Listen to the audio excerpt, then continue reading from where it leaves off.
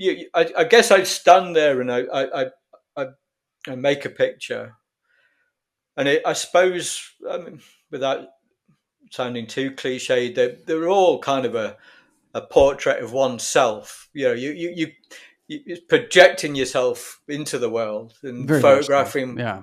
whatever bounces back. Sure. There's this. It was like I've been told that, I don't know if this is true, but I'm going to say it anyway. Is the Apparently the ancient Egyptians believed that the world was projected from their eyes rather than them being passively, exploring the world in that way. And I kind of like that idea that I'm, projecting, projecting the world through my eyes. And I think that's probably quite true of everyone. I mean, our eyes are liars, really. What I see and what you see, if we stood in the same place, would be sort of radically different. And there's no way we can ever know either. Patrick, look at that colour red, and I'll look at that colour red, but I don't know what you perceive red as, or how I would, vice versa. I think there's another reality beyond what we see with our eyes, and I suppose I'm always wondering what is beyond that projection, and what might happen if I sort of shut that projection off. What is beyond that projection.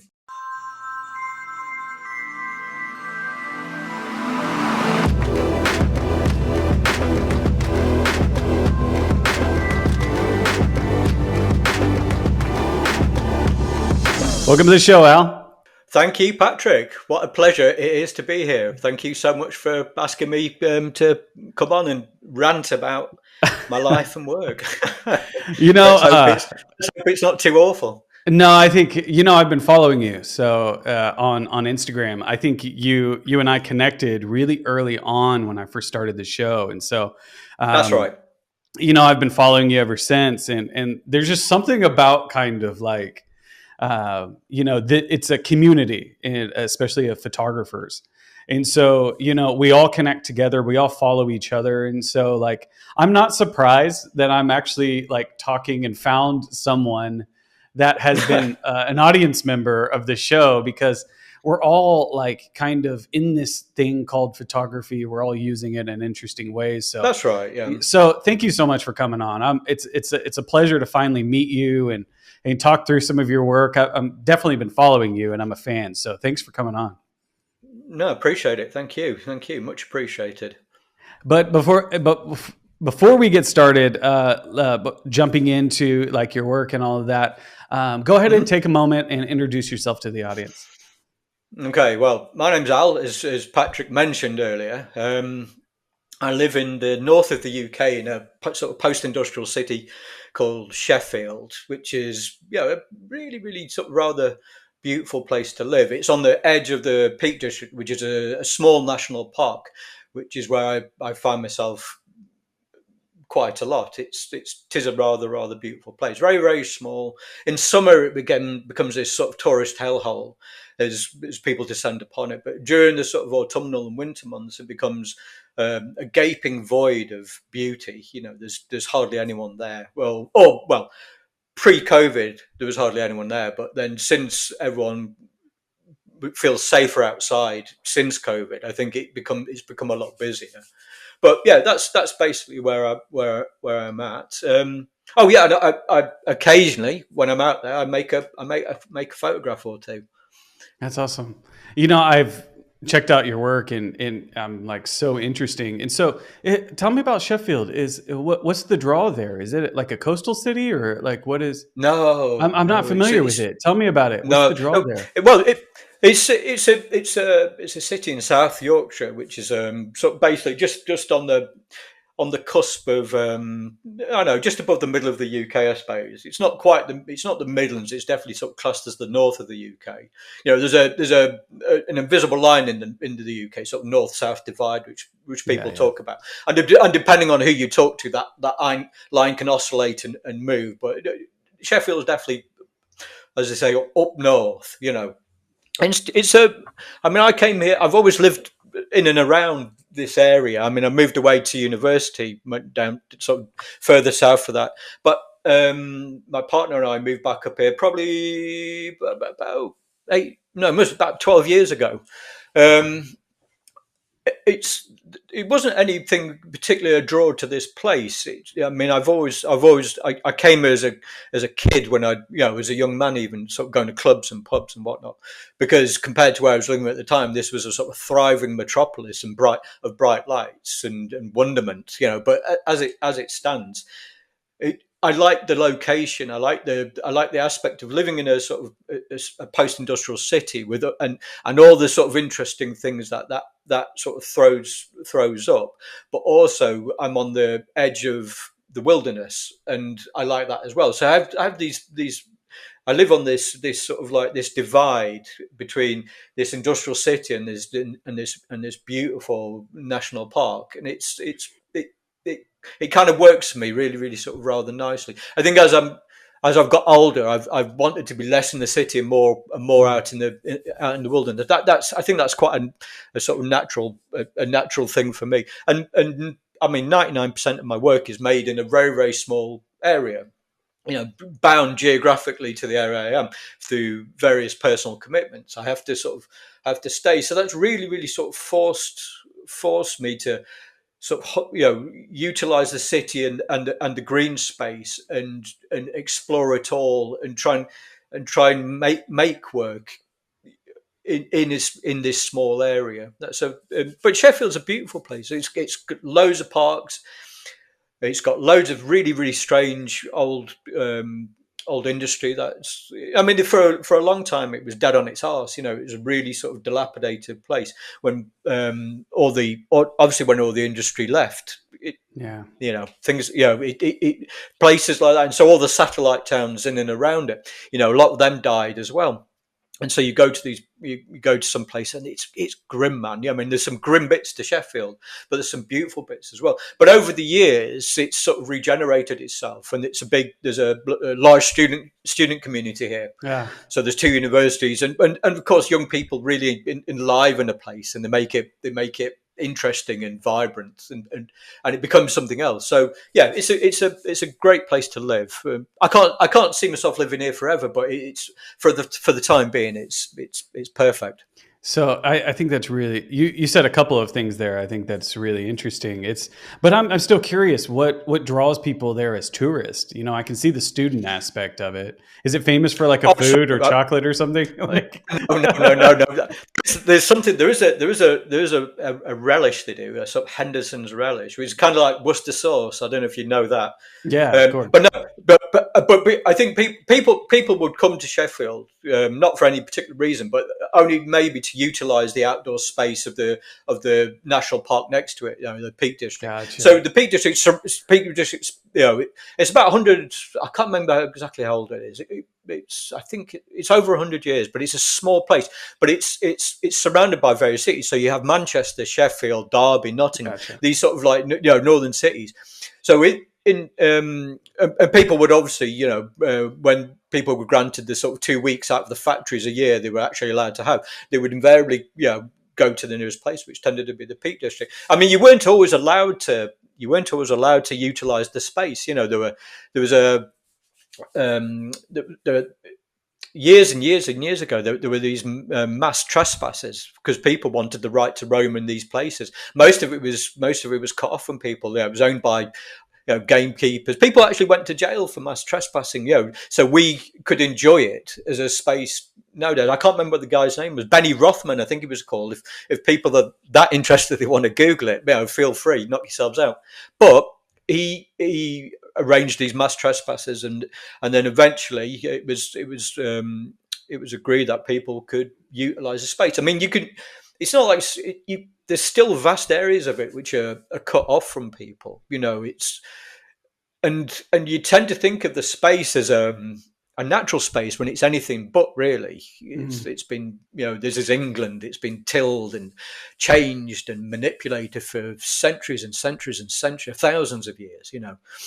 So people go into these natural spaces, or what they perceive as natural spaces. And we don't. It's not like the States when you've got these vast swathes of untouched wilderness. It's a small country and it's a small area and it's been manipulated. But people still want to go there because it's green. There's trees. There's water. It's sunlight. There's space. And compared to a sort of an industrial city in the sort of 1920s or something like that, it must have blown people's minds to get out the smog and get out the smoke, these crowded sort of tenement streets, and be in this area. Yeah, And that yeah. resonates. I see it. It has that Yeah. history. Yeah, I think it's interesting that like I know a lot of people that struggle to photograph in where they live. And it sounds like you kind of broke through that, or you were just probably itching so much to just make something that you kind of fought through that, because so much of living in a place you kind of look past things, Yeah. and so. But before we kind of dive into any of that, I'm a little curious about how you made your way into photography. Were you always a photographer? When did you get started? How did you make your way into it? Oh man, that is a question. Yeah. That is a proper question. Well, I mean, I remember I was a kid. There were cameras in the house, but they lived in a drawer and they'd be taken out perhaps for a birthday, then put back in the drawer, and then got out for Easter and then put back in the drawer, Christmas, whatever sort of celebration or poignant event that my mother felt she needed to capture on a compact camera with a bit of 35mm film in it. So film would last like a year, and then some. So you get these films back, and you used to have to send them away to Boots, which is a chemist or wherever, and you get these prints back, and that was your year amalgamated into these sort of 36 or so or 24 exposures. So I was aware that cameras were a thing, but at that time in my life I was very young. I didn't really have any idea that's how I could use that tool to express myself. I mean, I was drawing as a child. The only thing I ever loved to do at school was art. That was the only thing I loved. Everything else was so tiresome. But as soon as the art lessons came around, it was like, oh my god, yes, this is awesome. And then, so I had a really, really encouraging art teacher. He was Mr. Richards, he was called, and he was an absolute legend, really. And I don't know if it's because I wasn't really interested in the subjects that I just naturally gravitated towards him as a sort of mentor. But he was always really encouraging, and eventually throughout my sort of school career, he was the only teacher that I had consecutively for each. I never had anyone else for art over all those years. It was him and him and him and him. And so I did my exams, and it was mine.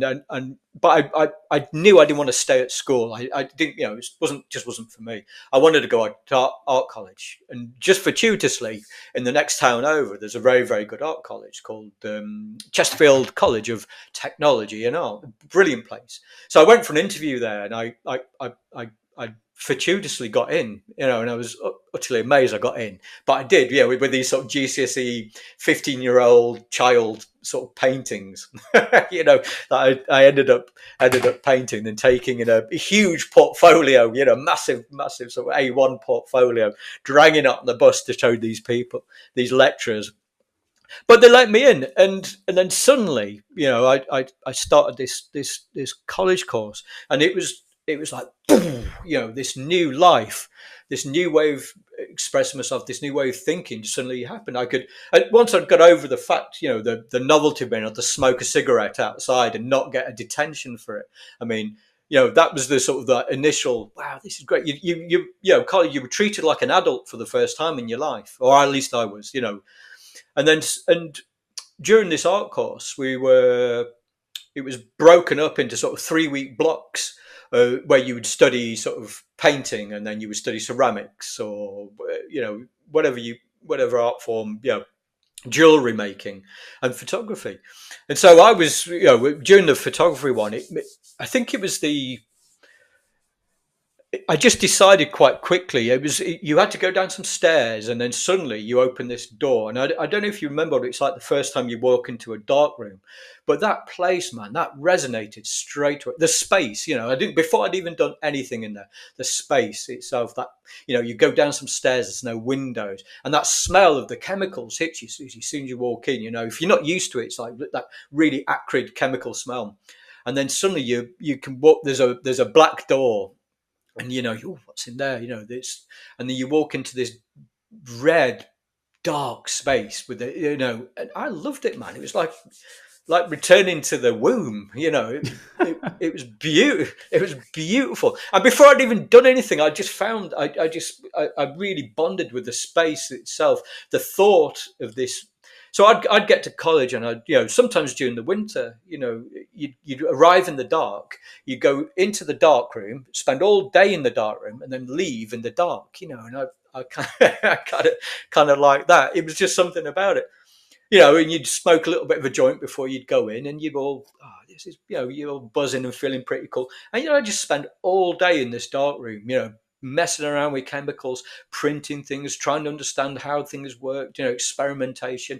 And I loved the process, the sort of craft behind it, I suppose. You were given a camera, you were given some film, you got to learn how to load it onto a spool and into a Patterson tank and develop it yourself.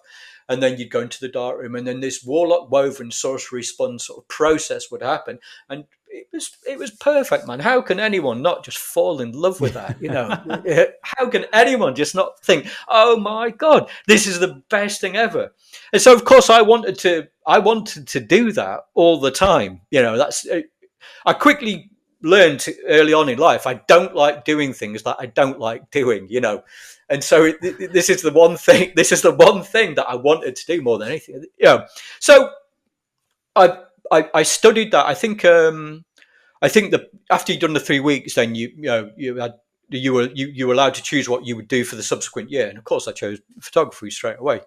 And not that I was making anything amazing or anything, but I suppose, I was 16, 17 years old, and I'm sort of photographing friends and my environment and the things around me, things that I felt were important, or things I felt I wanted were important enough to share.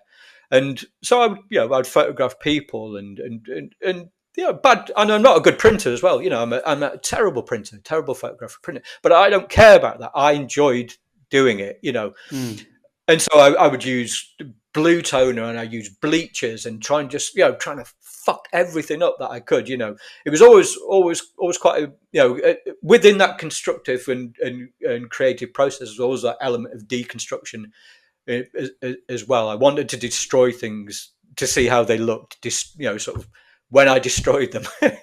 So that's how I got into photography in a nutshell. Yeah, there's this moment that you have when you're doing photography. You're like trying to nail the print, trying to hit the tones, trying to make sure you develop your film properly, so it's not thin, or you know what I mean. Like you have that little moment, and then all of a sudden you're like, okay, I got this. How do I break it? It's like, it seems like a lot of people do that. You went through that. I know I had another conversation with Sam Harris. He did the same thing. He just kind of was trying to deconstruct it as you went. So in those early days, you're talking about just photographing friends and so on. What was the first? You did it in art school. They encourage you to put together a series or a project. What were some of those early things that you were drawn to, that you saw kind of a cohesion behind? Well, you'd think they would. They really just let us off the leash to do whatever we wanted. It was really, really, it was the perfect time. And I know the flip side of that is I've never really been that good at doing anything that anyone's told me to do. I really struggled when I went to university to follow a brief, because I'd been given all this sort of freedom just to do whatever I wanted. I think I started working in they had quite a large studio in there. So I was trying to learn lighting, using these big sort of like soft boxes and snoots and whatnot to sort of photograph people, and I was pouring water on people in there. I was doing, putting people through hell really, just to try and get these sort of um, these photographs of people. So I was quite portrait oriented in the beginning. I certainly wasn't photographing outside very often. I suppose that's laziness or just convenience, perhaps, because the dark room was right next to the studio. It's like, well, at the weekends, perhaps I wouldn't think to take a camera out with me that much. Um, yeah, it was, but that's the beginning of something, isn't it? You're as you say, you're learning and you're absorbing. You're just a sponge at that point. You're just taking it all in, and then trying to understand how to mess it all up as much as you can. And that has been prevalent throughout my work. For Yeah, yeah, yeah. forever. That from those very early days. That can. I mean, when I was a kid, I had some two really good mates. I lived in a small town, in a place called Matlock in Derbyshire, which is probably about sort of a 40-minute drive from where I live now. Yeah, and it was a cultural wasteland really for a young. There's nothing to do, like all small towns. There's nothing to do for at that time in the 90s for young people, and I was kind of alone, and I gravitated towards other loners as you do. And I had these two very good friends, and they were. And it's only sort of really recently that I've begun to understand how influential they were on my current practice, I suppose, in a way. We're talking, years and years and years ago, decades ago now. I mean, we'd go round to my friend's house, and he was into sort of these sort of slasher gore videos that you at the time were you couldn't get in the UK. You'd have to order them in through the backs of magazines, and then you get this VHS cassette, and it would be like a third generation copy, so the quality would be awful. And I think looking at that quality, I wasn't massively interested in the films, but I was always really interested in the distortion of quality as the sound would oscillate, and then you'd get those those VHS sort of like striations across the screen and how distorted it was. I was much more interested in that than the actual content of the film, and I didn't realize, because you're soaking it all up at that, especially that, you're sort of 15 years old. Again, you're smoking a bit of experimenting with drugs or do whatever young people do when there's nothing to do. And it really, really, really influenced me, and I think from that point, I understood that I can make something perfect I can't, well, I can try and make something as perfect as I can, but I'm much more in control when I'm trying to mess something up or destroy something, I suppose. So I think it started from there, man. Well, and that there is control. Well, I hate saying you can control chaos, because chaos wouldn't be chaos once you introduce control. It's no longer No, chaos. So surely. those are the two, I guess, variations of it: order versus chaos. But there is something about recreating chaos or recreating the environment in order to kind of create Yeah, that. of course. You know what I mean? To see how that works. And so, but then it's not chaos anymore. It's controlled demolition. No. That's what it is. Controlled demolition. But no, Yeah, surely. what I was curious about was okay. Now I'm kind of seeing your visual, roots. I'm getting an idea of that creative nature, where it came from, and I'm starting to kind of understand kind of your first inclination when it comes to crafting something. But what Yeah. ideas? What are you thinking about when you make it? What are the kind of some of the things you're trying to explore in your work? Nowadays, it changes every time, I suppose. I mean, each body of work kind of starts with a personal story, I suppose. And whether or not that story is of probably no consequence to anyone perhaps viewing the work. I mean, I can't see how they would care, or if they're interested, I suppose they could ask me. But I suppose that story that evolves with as the work sort of progresses, and usually is completely obliterated by the work. But that's where it begins. It's the story of something, the story of whatever. It doesn't really come into it. I mean, in this case, I suppose the original reasons for starting the work are mostly still there. Of course they're there. They're but it's layered upon layers. I just sort of think it was a layer. You're starting off with the bottom of something, so the story, and then the act of photographing, or there's so many things that influence that process, especially as you go. And, if you're working on anything for any length of time as well, years and years and years, your mood and you and oscillate and evolve and throughout that time anyway. Photographing from one week to the other, you're going to be looking at different things. You're going to be bringing different emotions to bear upon it, and I'm sure that quite naturally sort of makes forces the work in one direction and then pulls it back from another. I mean, I understand people probably don't really care about the original story, but it's my work. It's personal to me, and but however, so all stories start somewhere, and I guess all stories should be allowed to end. So it's not it's that's where it actually begins, and I think that process of, and it is a process. I just start playing with it. I don't necessarily start with a specific idea. I just start photographing, and then keep going with it, and keep going with it, and keep going with it. And then if it starts to become something, then it starts to become something quite naturally. I don't overthink it. Certainly not at the beginning. I've got the rest of my life to work out why I've done something afterwards. So that'll take care of itself. But Gotcha. I'm looking at place. I'm looking at my space, my place in the world. I'm looking outwards, and I'm trying to look inwards as well at the same time, I suppose. And that's the crux behind most of the work I make. I'm never going to research anything particularly. I can count the number of times I've gone out somewhere to make a photograph, a pre-visualized photograph. It's very reactive. I work quickly. I work reactively. I plod along, and I walk, and I think, and then make a picture There for it whatever is. reason. But yeah, I kind of think of something that came up in, I think it was like the fifth episode that I had with Marisol Mendez. I think, yeah, Marisol. Yeah, I think it was the episode with like the fifth episode, Marisol.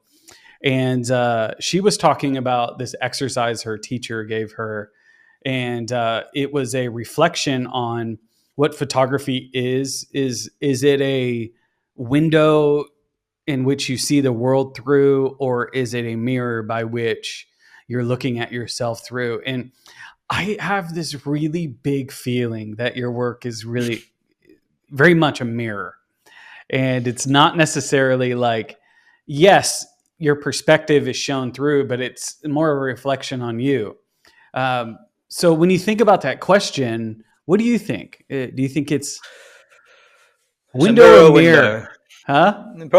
Probably both. It's perhaps a broken window that I have to climb through. Controlled And demolition window. yeah, Yeah. that's it, right? Eviscerate myself upon broken glass. Perhaps that's it. It's like I I I guess I stand there, and I, I make a picture, and I suppose, I mean, without sounding too cliche, they're all kind of a portrait of oneself. You're projecting yourself into the world and Very much so. photographing Yeah. whatever bounces back. Sure. There's this. It was like I've been told that, I don't know if this is true, but I'm going to say it anyway. Is apparently the ancient Egyptians believed that the world was projected from their eyes rather than them being passively, exploring the world in that way. And I kind of like that idea that I'm, projecting, projecting the world through my eyes. And I think that's probably quite true of everyone. I mean, our eyes are liars, really. What I see and what you see, if we stood in the same place, would be sort of radically different. And there's no way we can ever know either. Patrick, look at that color red, and I'll look at that color red, but I don't know what you perceive red as, or how I would, vice versa. I think there's another reality beyond what we see with our eyes, and I suppose I'm always wondering what is beyond that projection, and what might happen if I sort of shut that projection off. What is beyond that projection. So maybe that's what I want to try and photograph. That might be a Yeah. load of bollocks. I don't know, No. but No, a little bit, but no, I'm just kidding. No. I actually think you answered the question. I think it's mirror totally. probably It's a bit. Yeah. totally. It like uh, you. I see you very much now. Like looking at your work, which you should follow him on Instagram. He's got a really great feed. Once I follow your work, I kind of now get a sense of what I'm looking at now, and what Yeah, I hit the like button for, and so now it yeah, makes a lot more sense.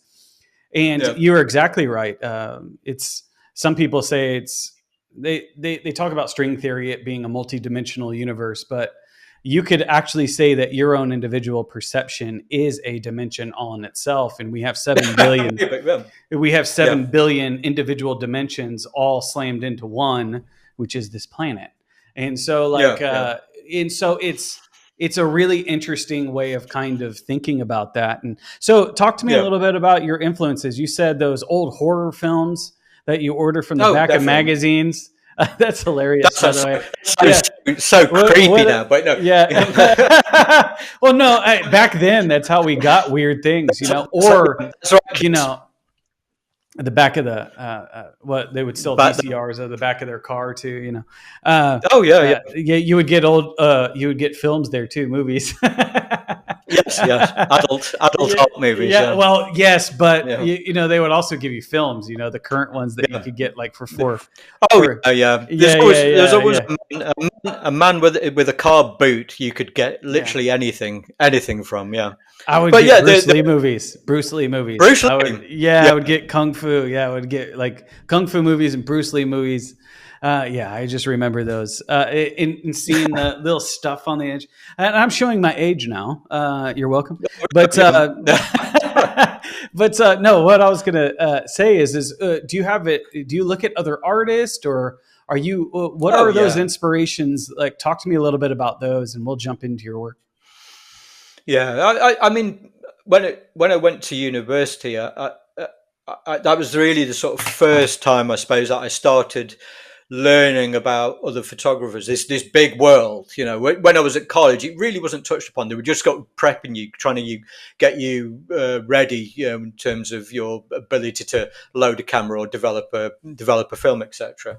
But when I went to university, that was a completely different experience. Suddenly, you were learning about other photographers. Now, there's an expansive library. I mean, when I was a kid, I didn't know photobooks existed. I didn't know what they were, and so they had this big library. And I remember the very first one I picked up to look, and it was Susan Lipper's Grapevine series. I don't know if you're aware of that one, but I'd find myself looking at photographers who make work that I just would never be able to make. I'm not necessarily massively interested in looking at work like mine. I want to look at different work, people, different sort of photographers. So I sort of gravitated quite naturally, I suppose, to sort of documentary photographers. I loved Don McCullen's landscapes; they were a big influence. I started sort of learning about those, more so than perhaps his photojournalistic documentary work. I was much more drawn to his landscapes more than anything else. So I sort of like kind of just picked and stole and tweaked and looked at the little facets of each photographer that sort of interest me. Like Eve Arnold, I really sort of fell in love with, and Diane Arbus. So I was interested in portraiture, but it's strange the way that I just rarely make portraits, although that has changed sort of recently. But I started with portraits, sort of started looking at portraits, and then completely went somewhere different with my own sort of practice. But I like looking at photography. Like there's it's certainly my contemporaries. I mean, I follow like Robert Darch, as we mentioned. I love Robert's work. And I think all these snippets of people's work, it can't help but influence me. But then I don't necessarily like being led by that. So Yeah, I yeah, have to yeah. kind of put on another head almost. There's a difference between thinking about making my own work and then enjoying looking at other people's. The two have to be separate. I don't really want to be influenced too much. I always worry not that my creative vision is anything special, but it's mine. It's all I have really. In that respect.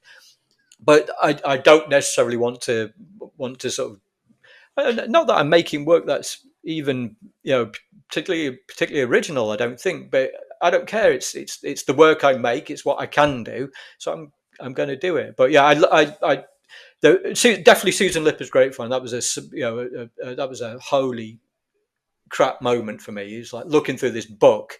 And like I said, I didn't really have much experience with photo books, and this Mm. these beautiful black and whites of this. I think it was Appalachian town, Appalachia, or is I say Appalachia? I Yeah, can't. Appalachia. Yeah, Appalachia.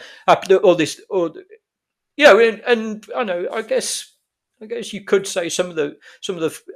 It always came across to me that she was photographing from a place of love, and I think there's a tendency for there's always going to be a tendency for exploitation in photography. It can be quite cruel sometimes, I think. Yeah. But I never got that impression with it. It was always this feels like she's photographed this place and these and people with kindness and love. And I was who doesn't gravitate towards kindness and love? Yeah. It's quite obvious, really. I had So yeah, Stacy Cranence on, who shot that same area. You know what I mean? yeah, She walks that line very closely. And what's interesting is I have a lot of folks that say that they don't look at other artists because they don't want to be influenced. But it's like, with you, you can, partly to the fact is, when I listen to you, your work comes from an intuitive kind of reactionary place. And yeah, so like it comes directly from you. And so it doesn't really, you can look at other people, but when you get out there and you start shooting, it's still going to show up the way you do it, whether yeah, there's sure, people yeah, in yeah. it or not. And so that's Oh how I man, am. This is one of the reasons why yeah. like I can talk and look and all that stuff, is because it comes from an intuitive place. It doesn't come from a mental place. It comes from a kind of a different thing. Does that resonate with you? Does that make sense? Absolutely, yeah, yeah. Yeah, When you yeah. when you're out making work, it's just you and the world, isn't it? Exactly. That's Yeah. that's it. It's when do we have that? It's complete mindfulness. You're completely in your own head, and Yeah, isn't yeah. that sort of the most beautiful thing? The only time that the brain ever quietens down, is ever at peace with itself, is when making work. There's no thoughts in there. There's just is this wonderful nothingness, and just you and the rest of the world. What's not to love about that? I love that. It resonates to me a lot because I hear so many, and I don't know, you've watched the show a couple of times, and Oh yeah, some yeah. some people have spent so much time researching that, you know what I mean. Like No, they're that, ready to that's go. that's fine. Yeah, Yeah, they spend like a year worth of research before they actually even shoot an image or take an image. nah, And I but that's appreciate fine. that. I actually Yeah, that's appreciate fine. that. But to me, it's like I kind of gravitate towards people like you. You know what I mean? I kind of have Yeah, that intuitive kind of way. yeah. Sasha Rudinsky is one of those people, one of the artists that have come onto this show. She does that same. She's intuitive about it, and then she goes, What am I noticing here?" And then does her research. That's kind of Yeah, yeah. how I do Yeah, it. What am I looking yeah. at here? Working What? out. Yeah, yeah, yeah. Yeah, Yeah, and so I love that. So we are going to get a chance to kind of look at some work, and yeah. so we're going to start out with Solargraphs, right? That's right. Okay, perfect. So let's go ahead and share the screen and take a look All at right. that. Okay, okay. Well, this is my series Solargraphs, the imaginary titled series Solargraphs. I'm guessing, I don't know, if I should perhaps talk about what a solargraph is, just in case people have never heard of the things. But I mean, it's essentially a pinhole camera, and very, very easy to construct and very easy to make. So, but we'll get onto that. But I always start when I've ever spoken about these before, or when I've ever thought about the work before. I always sort of come back to this quote from Moby Dick, which is I don't need to read out because you can see. But let's just assume that you can't see the screen, and it's not down on any map. True places never are, and I really, really like that quote. So I've come back to it a lot over the year, and I sort of suppose I originally used it for another body of work, but as time's gone by and my work's evolved or devolved, depending on who's looking at it, I suppose it keeps resonating to me. So it will, but like I said, we'll come back to it later. So a solargraph, in essence, is as I mentioned before, is a pinhole camera made out. Usually, I make them out of old beer cans. So and you place a piece of 5x7 standard darkroom paper, just box standard like Ilford multigrade paper, and you pop it in and seal it up, and then you place the tiniest little pinhole in the middle, and then you have this what is essentially a pinhole camera, and that's all there is to it. Lots of gaffer tape around it because you want to kind of try and weatherproof it a little bit, I suppose. But that's how it's made. And then you just wander off into the wilderness or wander off wherever, and then you gaffer tape it once again to something preferably solid, like a tree or a rock on the floor or something like that. And then you forget about it and walk off. And then when you come back, X amount of, the exposure times are lengthy. The very, very minimum, I think you're looking a couple of weeks. And I think the longest one I ever did was a year, a year's worth of exposure. But basically when you come back, you collect the solargraph, you scan, you've got a negative, then you have a negative, and then you scan the negative and invert it, and you get something. Let's just see if I can skip ahead. You get something like this. Can people see that? Yeah. Okay. Yeah. So this is essentially what you're getting.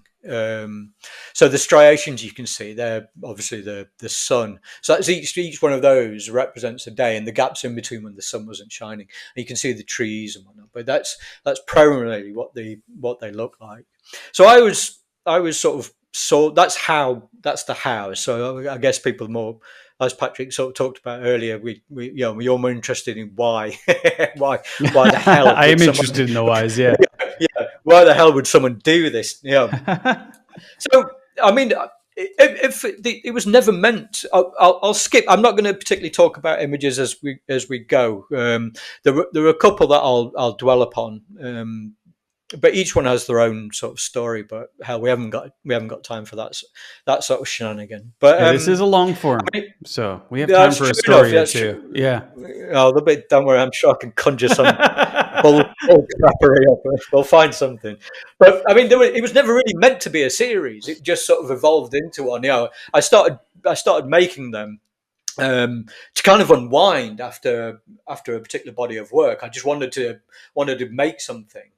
And there was something really rather pleasurable about walking with this sort of this bag with all these tin cans in, a bag pregnant with possibilities of, solargraph wonderment. And I think it was really mentally regenerative. Obviously, walking does tend to be mentally regenerative for me, at least. There's no built-up areas. It just I put them where I wanted to be. The locations weren't important. I just happened to be somewhere beautiful at the time. I mean, you had to be quite in a way sneaky about it, because I lost quite a few of them, with people who, if I put them somewhere obvious, invariably some curious wee rascal would come up and sort of tear them down to find out what was inside them. I lost quite a few that way.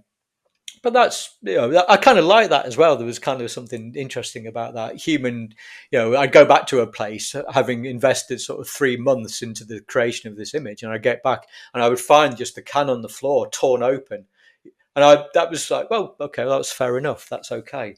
But it was about places I loved, or secret spaces, I didn't want people, so it forced me to go to these sort of like strange strange little places where you know people weren't likely to be. You know, it kind of became like this lost art of walking to nowhere, and so I just stick them in my bag and I just just go. Um, but yeah, I mean the failure rate wasn't too bad. I was really relying on my own memory to remember where I'd placed them up as well. I didn't necessarily remember all the time. I'd leave myself sort of really ambiguous notes that 3 months later would make no sense. So I've lost loads, loads and loads over the years. There's going to be still some out there that I've completely forgotten about. I think you just started a Pokemon Go kind of thing. You know what I mean? exactly, You know what I mean? exactly that, They're going to be out there with exactly their that. apps going, found one here. This is an original owl. But I mean, this one in particular was, obviously you can see this, you can see the sun as its arc, but the sun appears in several different directions this time. I placed this on a rock on the floor, so gaffer taped it all up, and then in the intervening period, for whatever reason, this is a place there's absolutely no one about. And the rock had been moved, obviously, several times by the looks of things. So whether there was that element of serendipity, maybe an animal came along and shifted it, or someone did find it, or whatever, but they didn't destroy it. There's no way of knowing, And I suppose in a way, putting them up, I was always interested in what a place looked like when I'd left it. What happens in that space when I'm not there to experience it, I suppose. And that seemed like quite an interesting idea Yeah, it to is. me. It's Yeah. like What does it reminds me of that thing. It says, if a tree falls and no one's there to hear it, did it make a Yeah, sound? that's right. Yeah. Yeah, It's what isn't pictured, I suppose, in a way. So I was always fascinated by what this was place looked. When I walk away, and I'd sort of catch myself sort of looking back like that just to see if it had changed any. Trying to catch something out in a way, and then I'd go away for whatever 3, 4 months or something. And then, I mean, it sort of raised the question, I suppose, for me. Do I give meaning to this space? By being there. Do humans give meaning to place by being human? I don't know. I'm not sure. But it was those unseen moments that happen when no one's looking that I kind of wanted to sort of photograph using these cameras. Now, of course, you can't see because the exposure time is months and months. It's that you're not going to see anything apart from the arc of the sun. You're not going to see any animals walking past. You're not going to see my own stupid gurning face trying to sort of like manipulate this thing onto a rock, and then me walking away, or even me coming back. I could have walked past this 100 times. You're not going to see me. So it was always what isn't pictured in the image that I found more interesting than the subsequent image, if that makes sense. yeah. The because the exposure times for these cameras is a significant length of time. So I'd make the work, I'd go away, and then it would be a different me returning. Even, I mean, you could say that about if I'd gone back in a day, but because if you think about returning after sort of 3 months, a lot's happened in those interim periods. And all of those things that happened in those into that intervening period are somehow then condensed into this photograph. I felt they were in there, although they weren't visible for me for anyone to see. But you could say that about I suppose in a way that it's the universe itself. That everything who's being sort of sucked down into this 5x7 piece of paper. No, that's kind of how I. That's how I thought about it. It sounds daft now I say it out loud, doesn't it? No, it actually makes a lot of. I often think like this, and so like to you, you haven't really lost me very much because I'm really quite fascinated by it. And what's interesting is that you installed these little witnesses, but Yeah. you're not seeing a world captured by individual moments like our eyes do. You're seeing something that's more related to No, no, deep time. It makes you wonder if this is how trees see, or if they can see. exactly. Exactly. Like, No way. or How did like, you even get how did you yeah. get that, Patrick? That that was one of the exact things I used to think. Yeah, with this, if a tree could experience time, would it be like this? Well, think That about is it. fact. That is yeah. You That is also have these fascinating. trees that are what, like maybe have started to sprout in the 1500s or 1400s, and you go out to the redwood forest. Some of those things are thousands of Yeah. years old. And so you kind of just go, when you have that kind of a depth of time, we have such finite lives. Every moment is significant Oh, for yeah. us. You know what I mean? But imagine if you had hundreds of years, Yeah. and you're Yeah. stuck in one place all the time. Like, Yeah. how would you see the world? I just, it's interesting. But you ask how I you know I I've had spiritual walks out there in the forest. Let's just say that. Yeah. No. Yeah. Oh, right. Yeah, I hear you. Yeah, I understand. Yeah, Yeah, yeah. me Thank too, you. man. Yeah, yeah, yeah, yeah, Yeah, yeah. I Me gave too. too much Me away on too. this show. All Yeah. right. And that's it for our show today. No, I'm just Yeah, kidding. yeah. No, no, go ahead. This is No, I beautiful, hear what man. you're saying, man. Love that. I began to understand that you could introduce again. This goes back to that level, that concept of destruction and allowing nature to do something for you in the interim. I wasn't there to make. It was a really passive way of photographing. I wasn't there to make these images in any particular way. I could place them, but then I could walk away. So I was relying on everything else to construct. So I would start to work out that if I was a bit more sort of lackadaisical about how it would weatherproof the cans, it would allow for some moisture and some debris Oh, and, yeah. and light to get in. And it started to produce these really sort of rather wonderful effects, that I liked. And so it had to, once I'd worked out how I could do it properly, I had to work out how I could fuck it up as well. It had to happen. But yeah, making, I mean, I think, I wanted to. Sometimes an animal would come along and peck a hole in the top. Like a bird, a squirrel would come and obviously chew, or rat. I don't know. Some animal would come, and I love the thought of that. There's this creature helping. Make this work. It was just sort of a really fascinating experience for me to go and to place these objects up somewhere and just allow them to sort of to happen. And I'd put sort of 10 up or so in and around at any one time, and I started to find it difficult, I think, and if I left any more than that. And I think they became an interlinked lattice. I'd by and large would remember where most of them were. Sometimes, obviously, as we discussed earlier, I'd forget, but I would have these little. I'd sort of. It was like gardening as well. So I would go and perhaps sometimes check on them just to see how they were going, see if anyone had stolen them, and they really became like anchor points within the landscape for me to go back to. And then I think the longer I left them, the sort of the more precious these things became. It was just rather wonderful, thinking about them out there in the wilderness as I was perhaps doing something completely different. You But know what I love about what you're doing here is it's like so much. It's like you're playing with your curiosity, and you're playing with process to drive your curiosity. It's driving questions. It's such a refreshing. And then you I get don't know. these. Well, so much work out there these days is hyper focused, right, on a particular idea or concept or whatever, and that Yeah, idea or concept is then played out over a year or whatever, whether it's history or place or time or whatever. And with this is it goes back to those inherent questions. I still see that young man at the art school just doing whatever the hell he wants to do. You know what I mean? Like sure. I still see Yeah, him. yeah, But yet it's fantastic, and I love how you embrace the unknown in your work.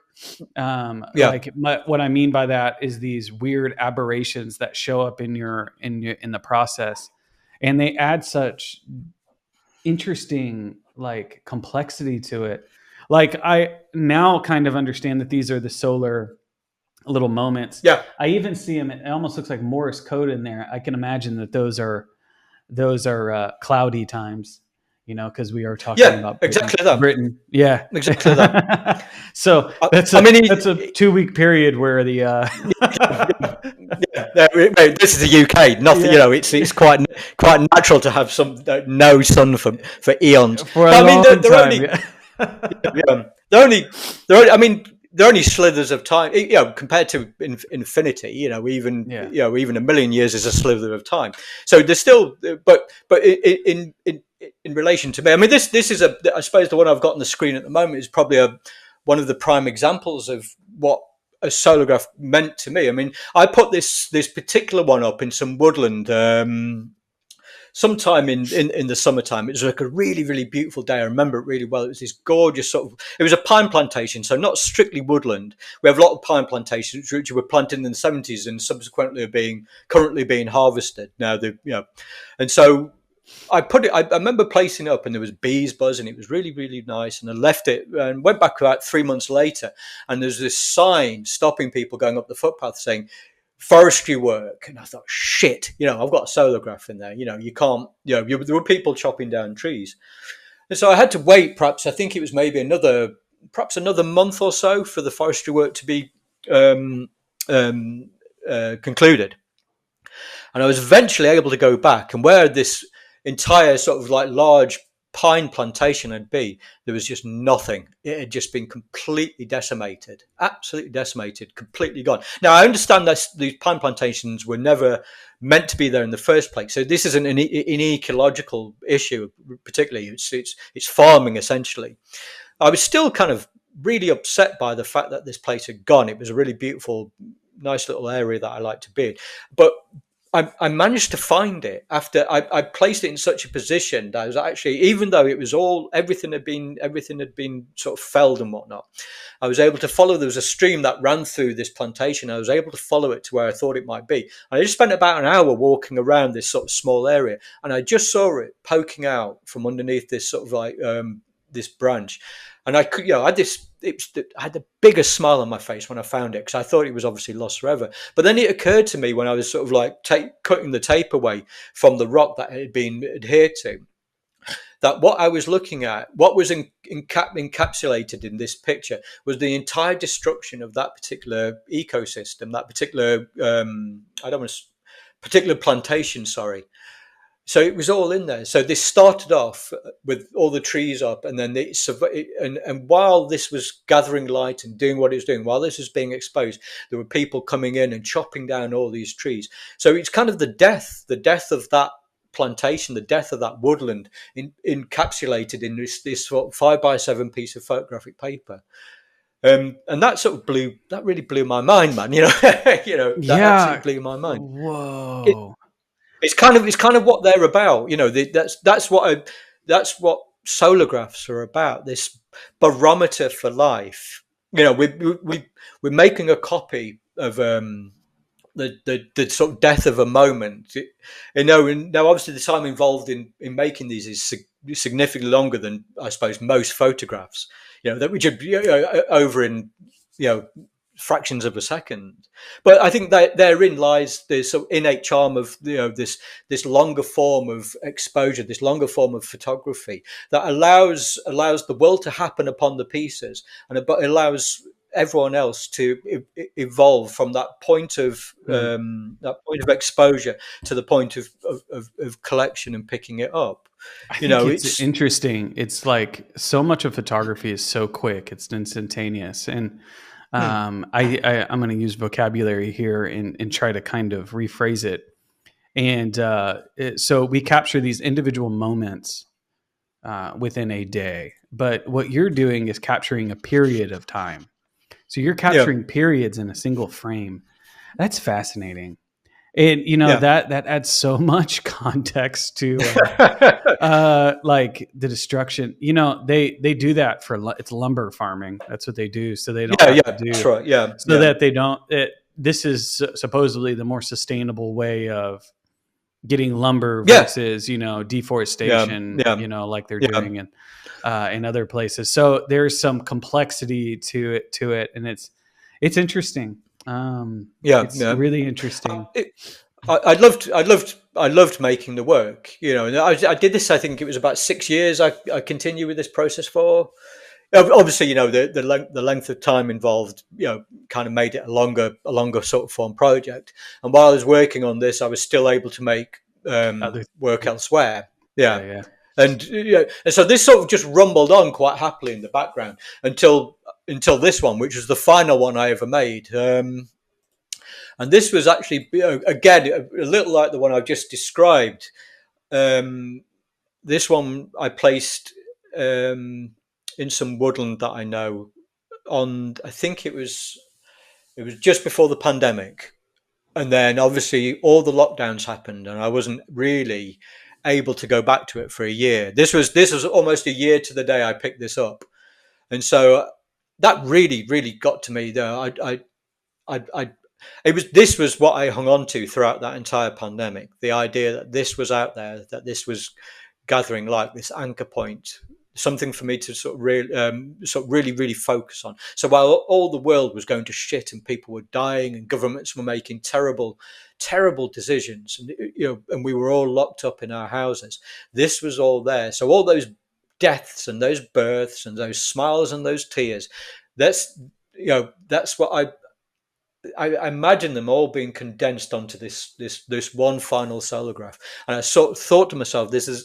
should be the last one I ever do. So a year afterwards, when we were fine, it just happened to be a particular time. I think between lockdowns, we were allowed out again. I went back to this place and I thought about what had changed in that in that year, what we'd all been through collectively, and that's what that end solar graph was really about. And that's a year's worth of exposure and a year's worth of awful things happening and good things. I sound quite negative about it. We talk about all the deaths and all that. I had a friend die while one of these was being made. And I thought in that solar graph, there's the moment he died, and I was really, really, really sort of heart wrenching to think about. But then I started thinking, well, all the births and all those happy moments when people are giggling and laughing, they're all in there too. They're as much yours and as much as mine, as much anyone else's they are mine. I just plant them, and then the world happens, and then I pick them up, and that's basically the premise behind it. Hmm. It's. Mm. I was going to ask you. It was my natural. My natural question was, when do you know when you're done doing a series like this? And I guess I missed it, and I just want to reiterate. How long did it take you? Again, how long were you Well, doing the it? entire, the entire series, it Yeah. was about 6 years, I think. Yeah, 6 years. Okay. I know you said it. I just couldn't remember Yeah. it for some weird reason. But so over 6 years, and then you had the one final one. It almost when I listened to you, this was like a kind of an addicting hobby, And so how do you know when you're done? And Well, how do you you know you when said everything's that done? you said that this was a great encapsulation. This should be the final one. Yeah, But this how do felt you know right. when you're done? With Yeah, doing something yeah. like that? Because this isn't like a documentary project where you're trying to capture a very clear narrative. No, It's a signaling of it's really a lot about you. So talk to me yeah. about that a little bit. I'm kind of curious. Well, I think. I mean, is it about me? I don't know. There's a passivity to it.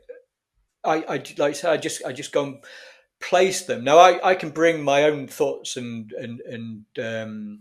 ideas to bear upon it, but I figure so can anyone else. I mean, I've exhibited these, and I've always I've always had to explain them in a way, I mean, I think you can make a visual connection with an image very quickly. You think, oh, that looks nice, but it really takes a little time to make a sort of an emotional connection. You need a little bit more time, which is why I was lucky enough to turn these into a book, and that kind of that seemed to be the sort of perfect vehicle for them, really. But I guess why I was making them I was compelled to do it. There was no other sort of real reason apart from a compulsion to make something make something. I like to sort of think about what's been lost, sort of culturally speaking, through the millennia, and I like the idea of all these stories and this folklore, forgotten folklore still being out there in the undergrowth somewhere. It's just like stories that have been lost, and gods that no longer have anyone to worship them, and they're all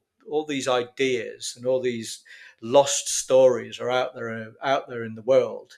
And it was perhaps an attempt, I suppose, maybe just to try and make sense of, I could never know these old stories, but I figure if I put something, a recording device out there long enough, perhaps something would resonate, something would adhere to the photograph. Somehow it would be sucked in and amalgamated and placed in there. That's that. I Mm. suppose that was the skeletal idea, of perhaps something that somebody was thinking 100 years ago. It's fascinating.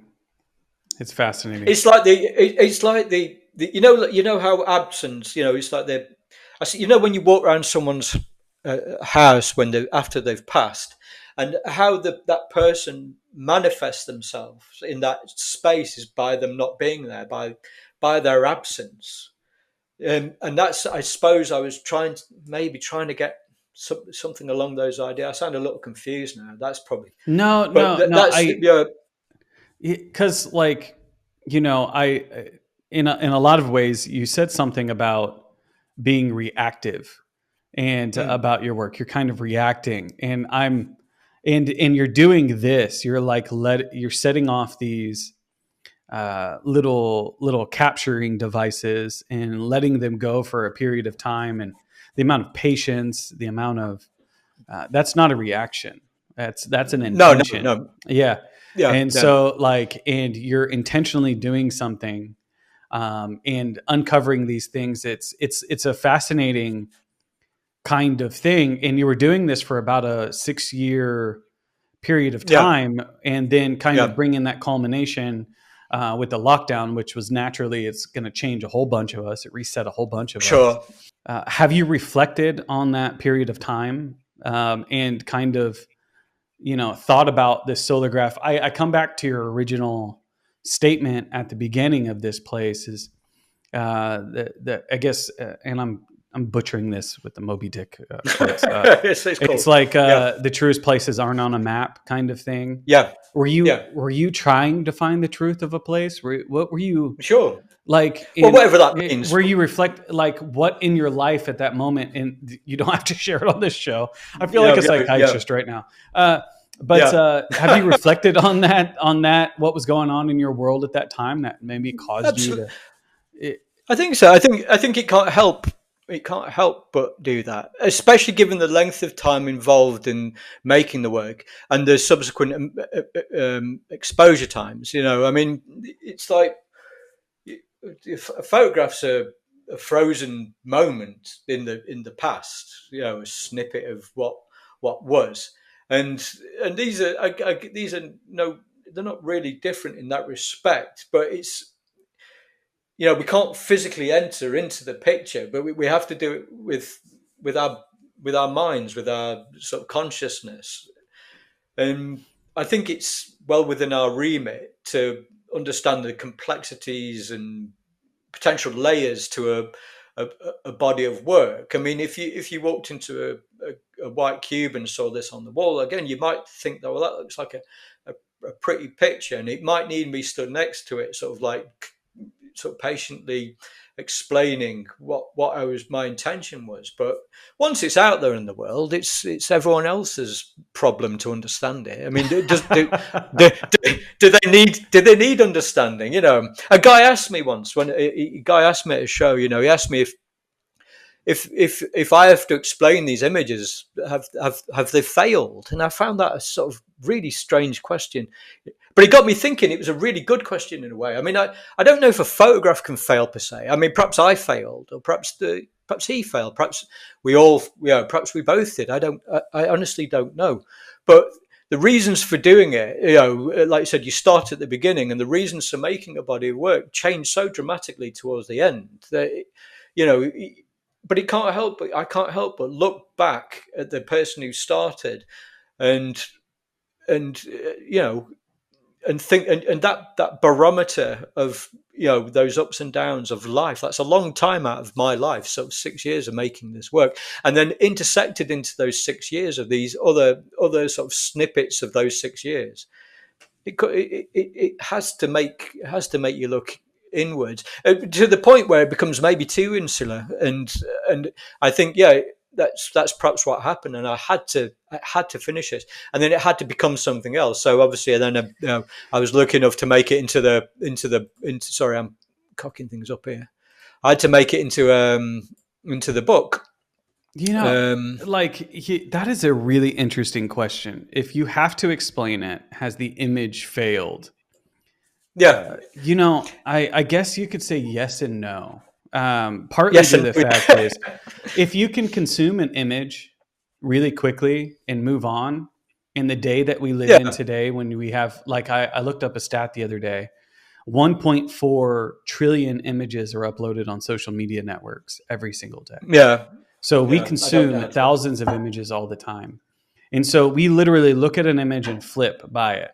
I would say the ones that we can process immediately and understand what's going on, so much so that we can go click and then look away, those are the ones that fail, in my opinion. But I'm an artist, right? I think the ones that make you stop, go, what is going on here, and ask a question that begs an explanation, I think those are the ones that have achieved something different. And I like to think so. Well, and it just depends on your perspective. It says a lot. The question says a lot more about that person than it does about your work. Yeah, most likely. Yeah. I mean, I'm like, you swipe right, don't you? It really annoyed me at the time, but it was a good question. But it really annoyed me. I was like, well, do I? Sometimes, I mean, man, there's loads of stuff I don't understand. When I look at work, and that's okay. I don't have to understand it all. It's a joy not to understand some of it. Some of it is either going to resonate with me or it's not. It doesn't mean that, it doesn't mean anything. It's a crazy thing to ask someone, but it just got me thinking about, have I failed or have they failed? The photographs it's a fucking inanimate object. It's applying failure to it. What a weird thing to do. But he wanted me to sit there and explain it to him, and I thought, well, I'm not going to. Why should I do that? It's there. If even if you only engage with it, even if you don't like the fucking thing, that's fine. It doesn't matter. It's totally inconsequential. The work's there. I made it. I'm happy with it. Once you've made it, it's out in the world, man. Yeah, what can I do about it? I think what you could do with this, and you can copy and save this idea if you ever want to show this work again, is write these little, like, about those brief moments of time. And then write little short stories about it. Like, no, I could do. It would be really, really fun to kind of read that. And you wouldn't have to say anything. You're just like, sure, read. I'm just kidding. That's No, that'd be sweet. No, like that story that you told me about, that alpine forest, that was the farming. That's a fascinating. And then the questions and the implications that come with that. But I'm writing a book right now, so. Right. Okay. Yeah. So, like, I'm in that process of writing, and I would be writing about these individual things. But no. This is interesting. So you turned it into a book. That's right. Yeah. Turned it into. Let me go back one. Let's take a look at that. Is it still available? I don't think so now. Actually, no. No, out of print. I think it's. I don't think I've got any books available at the moment. Okay. You'd have to get in touch with the publisher and Gotcha. and see. But no, I think they're gone. I might have a few copies left somewhere, but you kind of want to hang on to them, don't you? Yeah. You have your proofs, those original ones. And then the finals, I'm sure. But it made its way into a book. You did an exhibition on it. That's fascinating. I bet it's really cool. I want one. I want that Yeah. first one that I saw. I want that. Okay. We'll We've, talk. We'll talk after this. we've got to figure out how to, yeah. But Yeah. I'll sort something out. beyond my own selfish desires here, do you do you like making books? Did you think about this in a book, or did someone kind of encourage you? How did that all I come together? didn't. No, I certainly wasn't thinking about a book for these at the beginning. It's a while ago now, so I mean, it's hard to remember exactly how it came about. I think there's a. I honestly can't remember, man. I mean, the publisher and I think we talked about doing something with it, but I didn't. I mean, it became a really nice hardback book. I was kind of thinking it was only ever going to be, sort of something quite small. But I mean, the Solargraphs work big. The prints are made Yeah, were absolutely I can immense, imagine it as a huge. print. Yeah, Yeah, yeah. 100%. That's when they. Excuse me. That's when they really, really sort of become something Yeah, interesting. and then you get when those you see details, them and you big. can explore the defects. Oh And man, yeah, yeah, it's yeah, perfect. Yeah, I perfect, would follow the lines perfect. and try to read the Morse code. Like, Yeah, yeah, because it looks like Morse code. yeah, yeah, Yeah, sure. yeah, but no, that's really, really interesting. Yeah, Have you ever tried but to see if there's any phrases in there that are Morse code? no, Oh. no, no, I haven't. No, but perhaps I should. Perhaps I should. I'm sorry. I digress. I'm sorry. I'm getting strange here. I'm like, now you're like, oh, new hobby, new hobby. See if the Finding world's meaning. talking to you. Yeah. Oh Oh man. Christ, Patrick, don't say that, man. Yeah, that would be crazy. Yeah. That's all It's, I need. yeah. Yeah. You know how they used to do records backwards and little phrases Yeah. would come. Yeah. Oh, yeah. Now we've Who got knows, man? I probably just our audience is now probably like, I need this book and I need to see the code. Holy shit. Yeah. Yeah, I suppose in the one you can see now that does have something going on in it, doesn't Yeah, it? you Oh could, crikey! dot stop, Never thought of that. dot. Yeah. Yeah, It could never be thought just of that. gibberish, you know what I mean? But who knows? Oh, but even so, well, I know. Perhaps gibberish works for me. It could be lines. What if it was DNA? Yeah. It could be the codes of DNA. Yeah. Life itself. Yeah. Who Oh knows? my Who gosh! knows, man? Don't stop it. Okay, I think we just started something here. But yeah, that's wonderful. I like the spread, the 2-page Yeah, spread. it works nicely. Yeah, it works nicely. Are they all in the same 4x3, or is it 4x3? I think is what you're doing. Yeah, 4x3. Yeah, 4x3. It was. That was just I think that was a native size of the paper I was using, Okay. or thereabouts. But I mean, making the book was great. I mean, I gave the guy, again, with most of the books I've made, I've not really had a great deal of input in the process. It's kind of, I'm not a book designer, man. I make the work, and I really like to sort of work with other people. Yeah, and I've heard that a lot. I like, yeah. It's just that I can't speak for anyone else, obviously, but I'm no book designer, and I think it's invaluable to have someone else look at it with fresh eyes. You know what it's like. People get so close and enmeshed in their own work. You can't really look at it objectively. Yeah, I don't know that I could make my own book. No. I need help. I have recently. Sure. I made a zine recently, but that was okay. That was a small publication, and sort of fairly. It was quite an intuitive process. But with the sort of larger bodies of work, I've always given it up to the publisher and let them do whatever they want with it. There was a few. There's a few things. A few tweaks here and there, but by and large, the design of the book, while I always obviously had to it was primarily sort of perpetrated by the publisher. But yeah, I mean, making books, the opportunity. I mean, it's a crazy thing, man.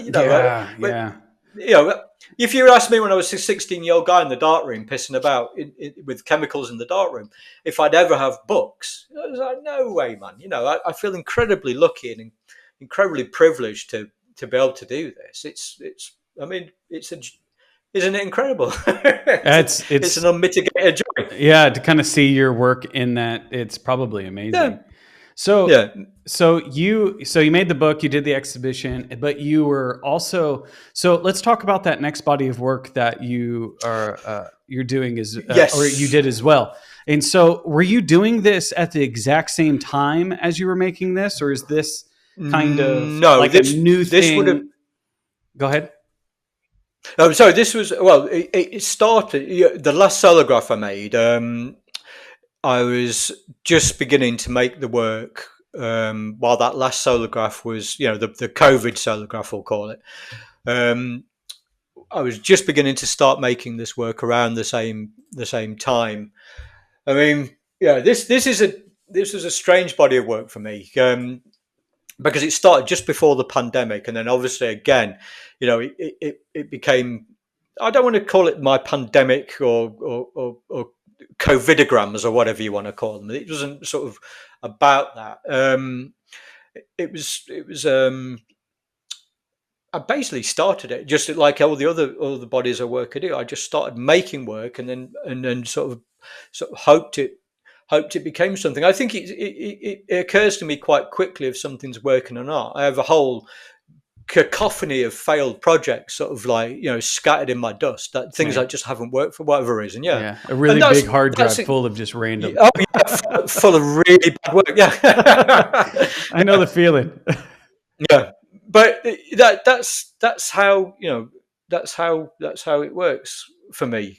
I make the work, and then work out why I've done it afterwards, and then occasionally, just occasionally, I'll start. I'll embark on something, and then it'll become something, and I'll start understanding why, and it just became something else. So this became obviously a body of work called "Even the Birds Were Afraid to Fly," and I'll just put the first image up while we're on the screen.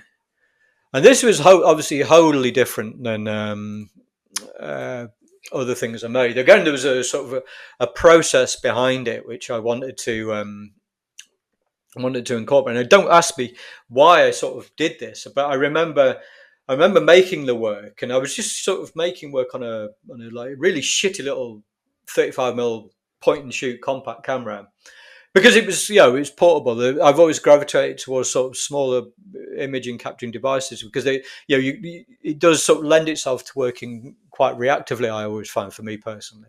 So I was making this, just photographing, just collecting images, almost just allowing whatever was happening in my head to sort of lead the work, but not to think about it too much. Just let it quite naturally happen. So I started sort of photographing, and then I wanted to sort of deconstruct the work even more. So I'd get cheaply made prints of the work. Then I would go down to the local library, which is run by sort of retirees, volunteers, and started using their photocopier. So I'd place the print on the photocopier, and then start making photocopies of the work. And then, for whatever reason, I was obviously thinking of division at the time, because then I would repeatedly fold the print till I got this white line down the middle. So that's an actual artifact in the print itself. And at the time, I didn't really understand why I was doing it, but it became, as the work progressed, it became sort of clearer what that white line meant. Everybody asks me, "Well, what's that white line down the middle?" And I will get into that. But I mean, it was like I said. So you've got this beginning, this process of making the work, and then taking the prints down to this library. And these old people at the library fucking hated me as well. They really didn't like me utilizing this um, uh, photocopier. It really seemed to annoy them. So it added an extra friction of danger every time, of conflict. That every time I had to go down, I'd start getting kind of anxious about it, and I'd go Well, down and you sort use of like so have to much toner for this, I'm sure. Oh yeah, good load. Well, they do charge you. You know, I never really sort of understood the thought of it, but obviously I wasn't. You know, there was a sort of particular way they like doing things, but I didn't do it their way, and they got really cross with me a lot of the time. But by the by, that all ended when COVID happened, because obviously the library shut down, and I thought, shit, how am I going to keep making this? How am I going to keep making this? And then someone obviously pointed out to me, well, you can just make copies on a cheap printer and achieve exactly the same thing. And so that's what I started to do.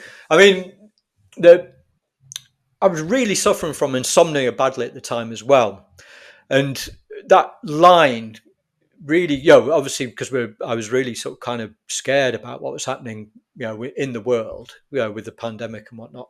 That line became that sort of bizarre dividing line between sort of wakefulness and sleep, which I sort of seemed to find myself nightly. The only way, at that time I could ever really get to sleep is, Bob Ross, Of the course. painter, Bob Ross. Yeah, yeah. Well, the only way I could sleep is by having a sort of like him playing in the background, and the only for about 3 or 4 months, the only way I could get to sleep was by sort of listening to a dead man paint. Oh my god! Which But I, he was so yeah, easy to listen to. Like, that's it. Yeah, the yeah, rich timbre of and his voice, but he was so happy. yeah, Yeah, I was happy as anything, man. yeah, But happy that's accidents. it. I call these Yeah, happy happy accidents. accidents. Yeah. Yeah, I love that guy, man. Yeah, but so I was suffering from this, the I suppose but there was also some personal in my sort of personal life. There was some friendships that really had ended sort of rather badly, and that division was sort of represented in the print. Of course, we just had Brexit as well, and that I mean, I'm sure most of you sort of UK based guests have talked about that as a defining thing that happened to us over years, and that division within my own country, but also the division between the sort of the north and the south of the UK. I mean, there is a sociological discrepancy, in the north of the UK. There's a 3 year life expectancy of someone of a man living up north is 3 years less than someone living a 4 hour car journey down south. I mean, that's incredible to me. Just that your geographical location in one of the richest countries in the world can have an impact. Whether you're going to live for an extra 3 years or not. I mean, that's so there's that division. I was thinking about things that were divisive. Uh, um, and so I kind of went on with it, and it Mm. within reason. Given the lockdowns, when I was able to sort of go out and make work, it was really sort of quite difficult to go and do. Mm. Yeah, and I suppose the white line just kept happening, and also there was something about, I mean, the title itself, about the birds. It began with that sort of personal story, which I don't really go into. But, I suppose there's an element of deconstruction, and again, within the images, that photocopying, that folding, and by making sort of cheap prints and then rescanning them. Now I was able to grade the images further, and I suppose all the negatives and the positives of and all aspects of life sort of feel represented in the work. That dividing line is the important part, sort of the lost friends, the pandemic, the anxiety, about how I felt about being outside all of a sudden. We were told outside was suddenly a dangerous place. Mm. We were allowed out for an hour a day. We were having to give people 2 meters space when we walk past them, and then suddenly we started to realize that outside was in fact a safe place now, and inside was the dangerous place. That's For exactly fucking right. hell, what? Yeah. It was just terror upon terror upon terror, Yeah. and so yeah, it It's was it was it interesting. was just You were telling that story too, not story, but you were kind of giving me a little bit of context between yeah, that line between the north and the south, that imaginary line yeah, that kind of separates the north and the south of England. And so it's kind of making its way here. Also, the two sides of a story. It's yeah, interesting. It's um, but there isn't a difference between the two sides, though. No, no, essentially not. No, no, there isn't. There isn't. So But it's just there. Interesting. it's Wow. just it's just them. It's just there. It's life It divided. You know. Yeah, well, and it's interesting that it was kind of a flaw that you're embracing, but it's also like there's something. It seems like the universe is talking to you, or God, or whoever Yeah. you want Who to knows, man? call, whoever your deity is. But it seems like it's talking to you, just like the Morse code in your other ones. No, maybe so. Yeah, I'm so curious now. But even that dividing line, even showing up in these prints, it's really interesting. I think in a lot of ways, I keep coming back to that original question that I asked you: is your work or a window or a mirror? And come on, the more and more you show me, it's mirror all the way. Yeah, Like, maybe so, yeah, man. Maybe so. this is like uh, creativity that's manifesting its own individual message to yourself. It is very much uniquely yours, but it's also inherently universal because we as much as we have different, there's so much that we have that is the same, and it's a uniquely Sure. Yeah. human experience that we're all having here. So Yeah. continue on, keep explaining. I get on these Sure. Sure. Sure. diatribes Yeah, and so no, you it's got to cool, man. cut me off. It's cool. It's cool. No, it's cool. It's cool, man. It's It's cool. just It's still good. interesting. It's just interesting. Yeah.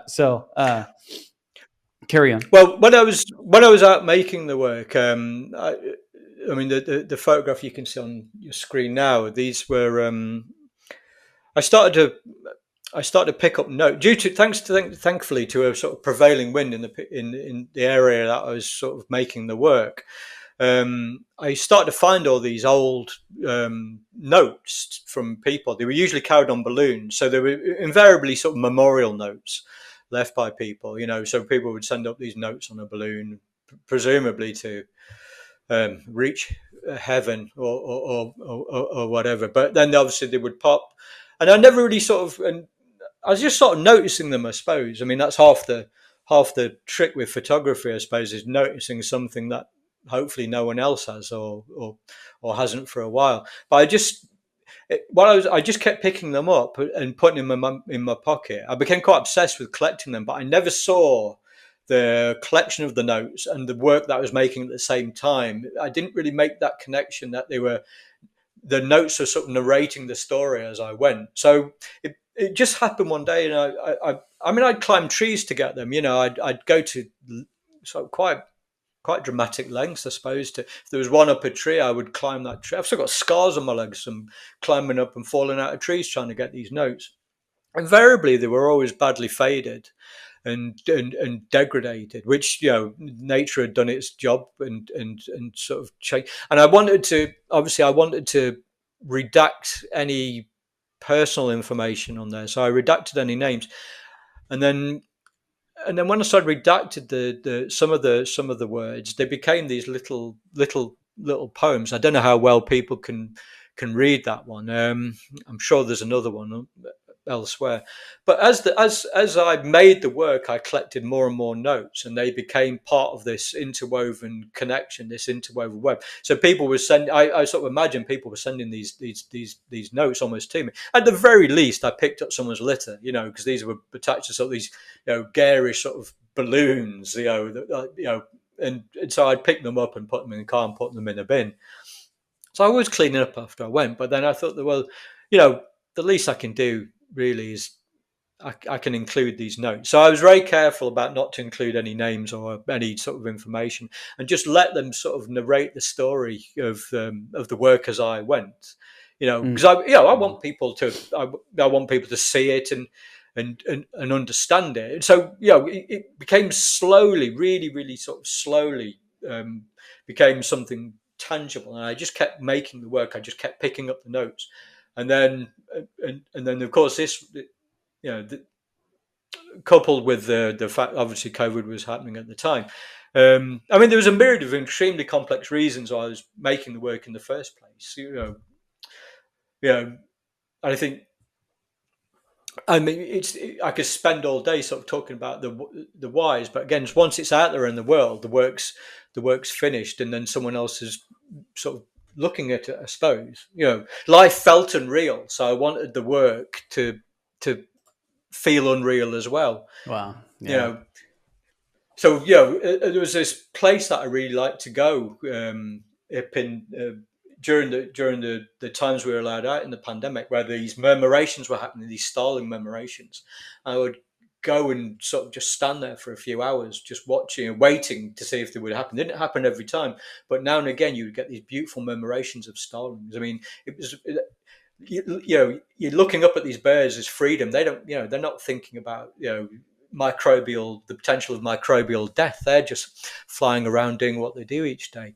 And it was something freeing and something beautiful about being able to go to this place, knowing that I could go and look at this these birds and be in that moment, without worrying about the world, what was happening to the world. I mean, after, as we sort of maybe intimated earlier, so after a certain amount of sort of psychedelic experimentation as a young man, I suppose you're looking for that. You're looking for that difference in reality in your images.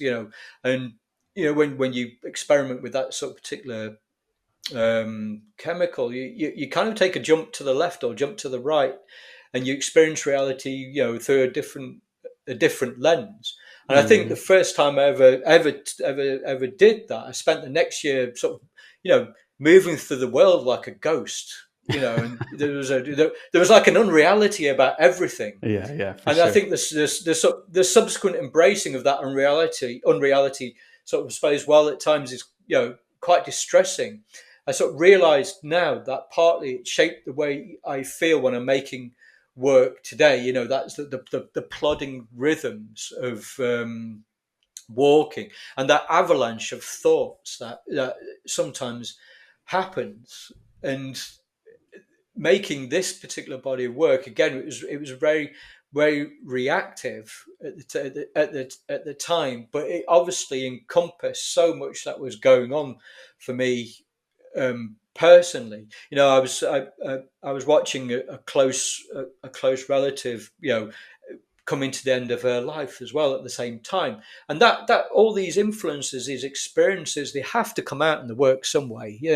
Regardless of what you're photographing, whether it's documentary or whatever, there has to all.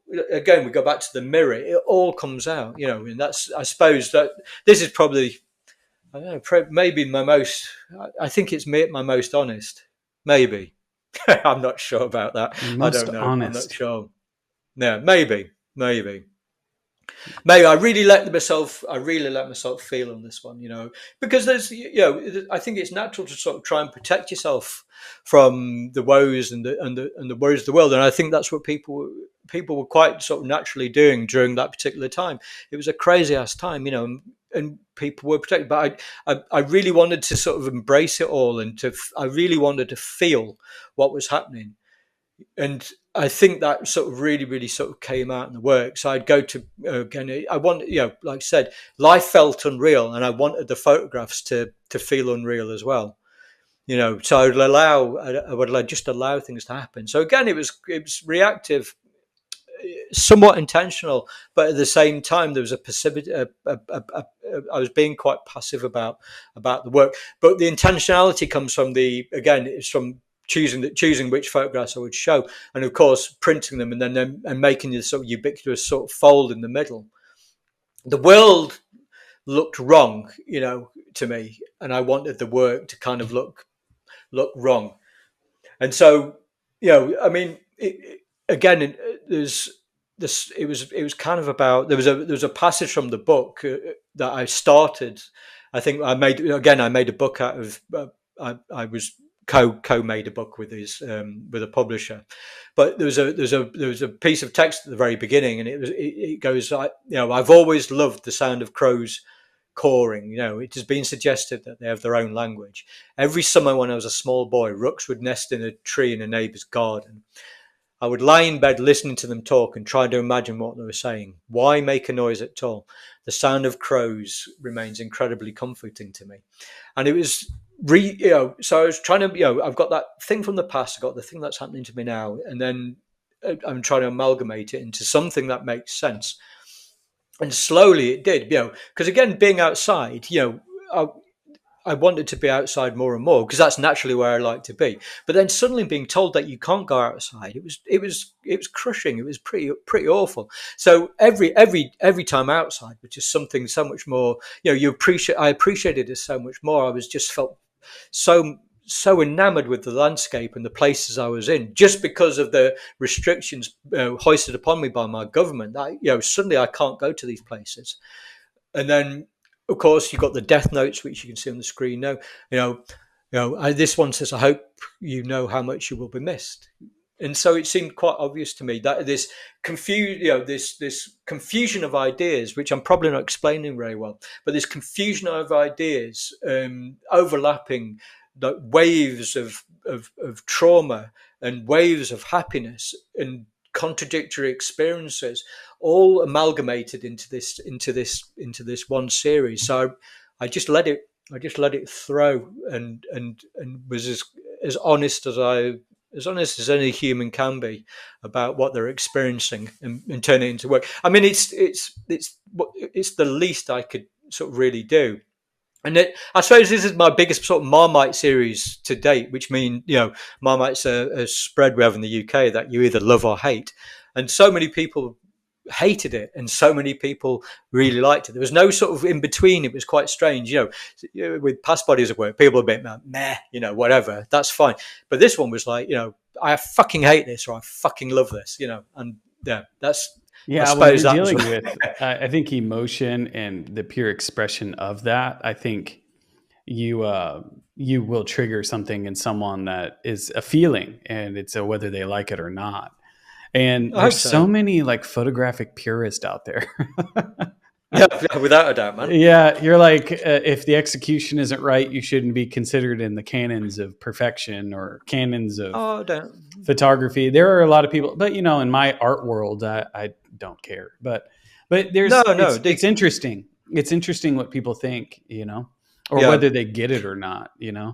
I think it's interesting. So, I guess my question is Yeah, when you put this in a book form, how did it read? Do you feel like it read well? Like when you flipped through it, what was it? What was the experience like, yeah. and what were you aiming for?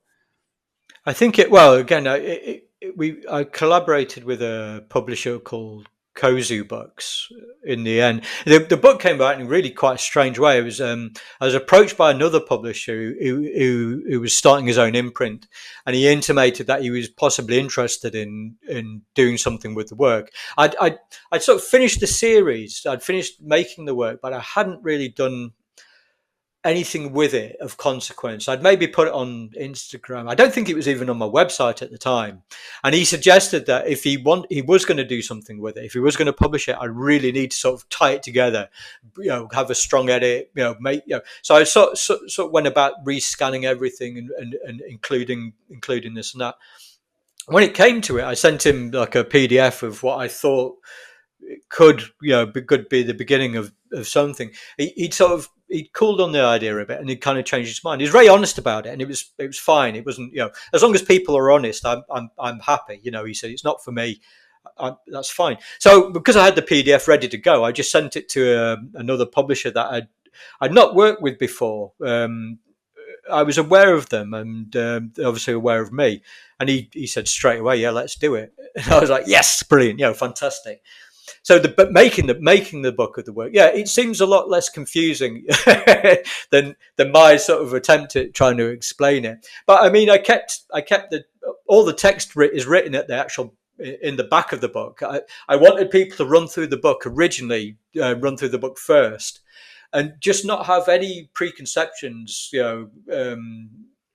about it. I think if I put text at the beginning, that would color how people looked at it, and I just wanted that first run through to be completely on the viewer, and then they could read the text if they wanted to, and then go back through it and see it in a different way. That's I mean, I interesting. owed people that. Just I don't want to once work's out there, it's not mine anymore. Yeah, it's true. It's everyone else's. And I really didn't want to colour anyone as well. But working with the publisher was fantastic. Again, I sent everything to him, and he started to sort of put it together, and it became this. Let me just get to the book wherever it is. Uh, well, just dwell on this one. This was another of the notes. So this person that obviously, I assume it was a woman. I I don't know have a why. question. I think it Like, was. were they all Yes, yes. notes to the Sorry. same person? No, no, no, no. I mean, these are all notes, but from on that obviously people are sent up on balloons, so they were from random people, and from all from But it, completely different people. So, I'm just thinking about the physics of it, and so I'm thinking about there's probably, because that's not a common practice, and so I'm imagining it's either maybe a church or a group of people that are no, man. sending I these think it's things up literally into just. the heavens, and I think it's just a prevailing wind that brings them all. People are sending these up on sort of helium balloons, yeah. and for whatever reason, the prevailing wind brings them all over into this sort of really quite small area. They could have tried. I don't know how the phone. There was never any indication of where they'd I come just think from. that's fascinating. It's Yeah, fascinating, and in that you're there, because I've never seen this before ever. You know what I mean? It's like really. I've Perhaps it's an English never thing, come across these little notes, and so it's just right? fascinating. They're finding their way to you. It Yeah, was almost like they're meant for you to see at this time, and so, yeah. man, Or to be fair, this one that is on the screen, someone did pick up for me. This particular one. oh Um, wow, Yeah, because I did let people, but the rest of this, the only one. If I'm right in thinking, I think this is the only one someone else found. The rest of them, exactly, they all. I just happened to find them. But then I think once you start looking, it's like noticing things. Like I said earlier, you're noticing something that was previously invisible to perhaps you or to other people. I just started noticing them, and when you yeah, notice them, they became quite ubiquitous. They were there. They seemed to be everywhere then. The yeah, notes, yeah, and yeah. it became just That's such a interesting. wonderful part of the story. You're telling me, that's crazy. Yeah, yeah, yeah. That's absolutely wild. Yeah, The narration, the narration of the story became these notes. Anyway, it yeah, is what it is, and there you go. So yeah, I was lucky enough to make the book again. With Kozu, it was a really wonderful experience working with every single publisher I've worked with has been great. I've worked with Another Place Press, I've worked with Kozu, I did the Solargraphs with JW Editions.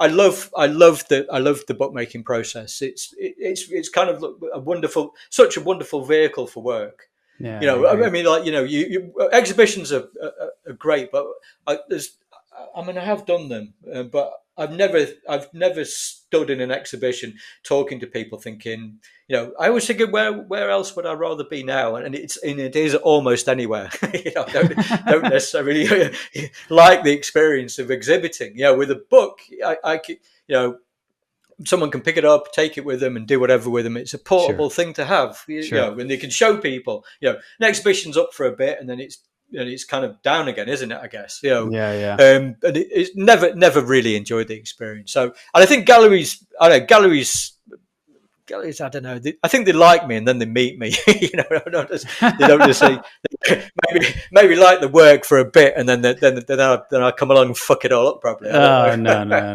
no, no. It's really interesting once you kind of dive into it. You kind of see what you're thinking about. What you talk about is so um, inherently human, and it's hard not to relate to. So I think it's I interesting. I suppose. love the experimentation and the process behind it.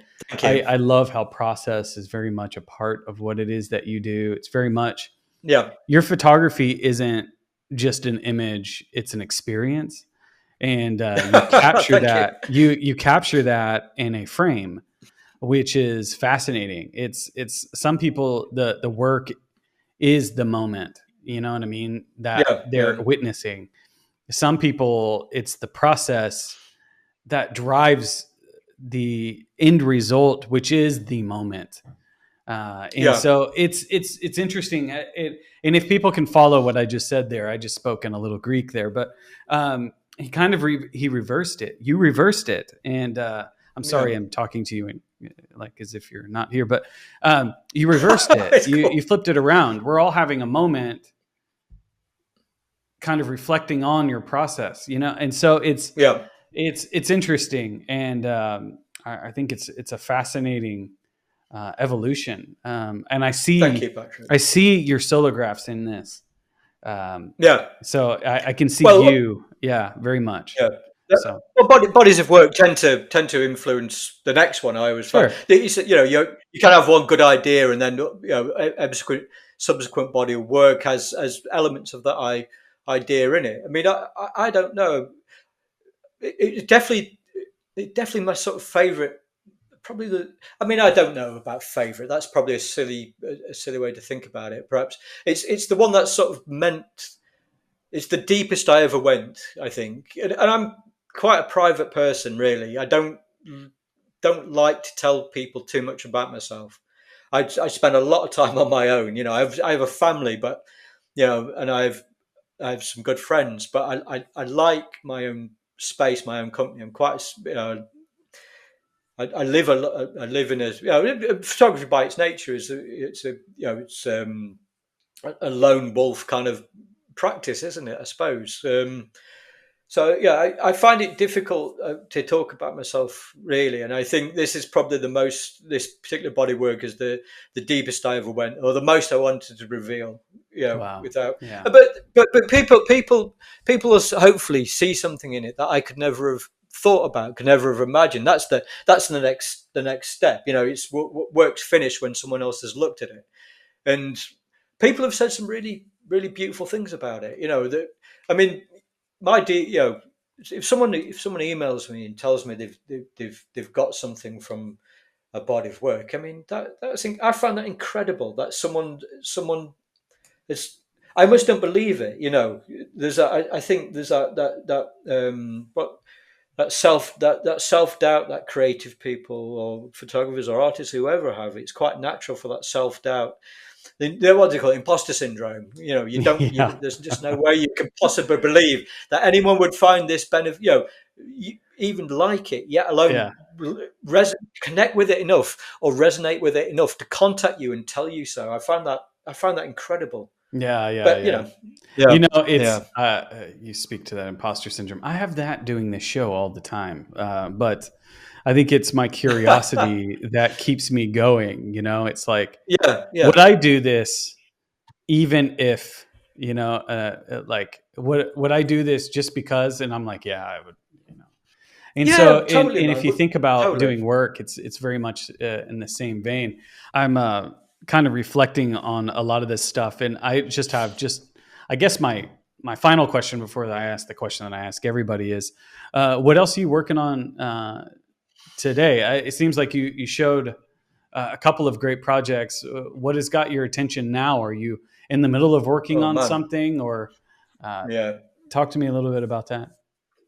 Yeah, I tend to work on 4 or 5 things at once because my brain just goes off in so many different directions. I find, and also I'm not getting any younger, and time's finite. And I have this, as I've got older, not that I'm quite ready to die yet, but I do. I'm very, very acutely aware of that the passage of time. So I tend to work quite frantically, and I work a lot and make a lot of work. And so I've got 4 or 5 sort of bodies of work I dip into, but that allows me a certain amount of playfulness. I don't necessarily concentrate. Sometimes one body of work will take precedence over another. There's a few I'm sort of really, really working on at the moment, and then there's things in the background that can just pick up and go and do something if I need to break, and they all influence each other. They're all interlinked. It's all me. The constant. Yeah, yeah, I can What's see the it. constant in it is me, I guess. I'm. The photographic act is. Well, perhaps I'm not the constant. Perhaps the photographic act is the constant. I oscillate, the world oscillates, and that photographic act is the constant, the anchor point to sort of cling on to. That's maybe how I see it. But yeah, I'm busy with Yeah, a lot. yeah, Yeah, I busy kind with of an see awful you lot. as a mad scientist. It has like 8 different experiments going on, and they're all Yeah, totally, man. reflections of. It's really it's quite interesting. I think there was another photographer that I talked to who's very much the same way. And when a project finally meets its end, it wraps up really nicely. And Yeah. That, believe it or not, his work is one of my favorite episodes. And man, the name is escaping me right now, but Oh, he damn did the it. Watchers. He did the Watchmaker, and then the trains. And come on, Oh, Patrick. Episode 21, I think, is what it was. But come on, Pat. yeah, I do remember that. You'll have to check. You Yeah, can, you it can. was just Uh, great, and yeah, it was yeah, yeah. he's just the way he thought about it, and I'll think about it, and someone can probably add that to the comments. Now I just have my final question, which is the one I ask everybody, and it's really just related to: do you have any advice for anybody out there that is a photographer themselves or an image maker? What would you tell your younger self if you wanted to be photographer and artist? What kind of advice would you give? Mm, oh, the I don't know. The younger generation famously don't want to listen to anything the older generation has to say. I suppose therein lies the problem. You know, Mm. it's the older generation's inability to connect with the younger generation, and the younger generation's inability to listen to an older generation. It's why we're fucked as a species. You know, it's just But we've been like this it's for impossible. forever. That's right. Yeah, yeah. I don't know, man. It depends what you want out of this. If you want to be, do we need any more superstar photographers? I don't know. I don't think that's where it lies really. You know, if you want to be in galleries and you want to be a superstar photographer, then there's things you're going to have to go and do, but you're going to have to, yeah, yeah, it's not what I'm interested in per se. You know, if you can approach galleries and you can approach magazines, if you're aggressively ambitious, if that's what you want out of it, then that's absolutely fine. If you just want to make work that is 100% you, that is honest, you just have to go out and do it, Yeah, and be prepared for the fact that there's no guarantee an audience will be even vaguely interested in what you're doing. You know, there's no onus on them, on an audience, to be interested in, but you have to be really be prepared for that the world just might not want your work, but do it anyway. At least you'll get to the end of your life and you'll be lying on your deathbed and you'll think, at least I made work that was honest to me, and I tried and I expressed myself. And it doesn't, surely that's the point of this, to you know to want to express yourself via this medium. It's an utter privilege. we don't we're creative individuals, and I think, does 90% of the rest of the world have that urge to create something? I don't know. If you've got the urge to create something, then you should go and do it. Not everyone has that opportunity to deliver a creative life, and I think you just have to think about how lucky you are to be able to do that. I mean, be awkward, be elbows and knees. If you keep swinging and missing, then sort of aim to miss. Redefine what success means to you. Try and fall in love with your own work. That's that you have to love what you're doing. Don't be a dick and keep that ego in check. you know be open to ideas. It's wonderful to have your mind changed by another person. That's the most beautiful thing someone else can do for you, is change your yeah, mind about something. Live your life creatively, and if you're making work because you think a gallery is going to like it, or it's trendy to do, or a magazine wants it, then you're lying to yourself. Isn't that? Don't lie to yourself. Make work that's honest to you, and just go and do it. There's no that's awesome. trick to it. Well, I think that's a great way to end the show. I think that there's to be honest about it, be proud of the work that you've done, even if you're being honest with yourself and making work that really matters to you, then Yeah, then it shouldn't really matter what people think. I think that's really great, and I love the yeah. deathbed analogy. And it makes me ask you one more question. Do you feel are you proud of what you've made so far? Sometimes. You're like, I have a I whole imagine. hard drive of stuff I'm Yeah, not proud yeah, of. yeah, yeah, Yeah, yeah, yeah. yeah, Man, every 9 or 10 days, I feel okay about things, and then yeah, it's back yeah. to sort of that. Get Even what do those they self say? confidence levels We have back a down to say. a reasonable low. We have a saying. It says, "Even a blind squirrel finds a nut sometimes." There you go, man. Yeah, Yeah, there you go. yeah, yeah. So thank you I so think I much. think Go ahead. hey, man, it's been my absolute pleasure. Thank you so much for having Yeah. me on. I hope I wasn't too gibbery. I know I No, can no, sort of I like think blah, the blah, blah, audience blah, will love blah. this one. Yeah, and I I hope think so. you might find a new audience for that Solargraph thing. I think your title that should evolve probably for that work and be Yeah, that oh, yeah, last well, line of it's that such a quote that yeah, Moby Dick quote would be a perfect title for yeah, that. yeah. Um, It was such a but lazy ass title. I know. No, no, no. It's begging for it. It's Yeah, begging yeah, for yeah, a proper name like a ship does. You wouldn't name a yeah. ship ship. It's and maybe you could. Yeah, Who yeah. knows?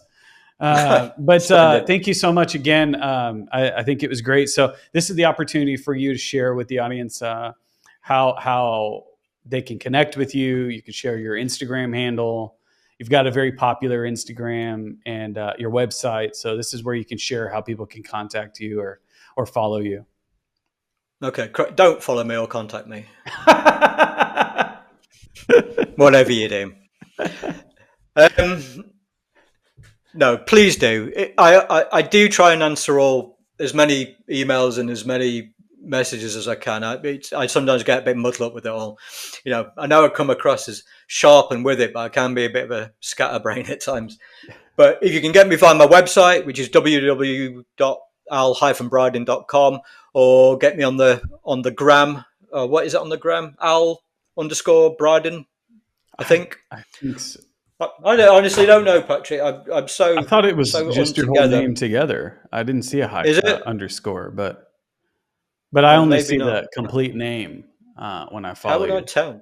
Oh yeah, no, it is Al_Brydon. So There you go. you can get me on there. You know, Perfect. if you need it, if people have questions or if you want to connect, please do. Honestly, I'm only teasing. I'm always happy to have a chat with people if Awesome. needs be.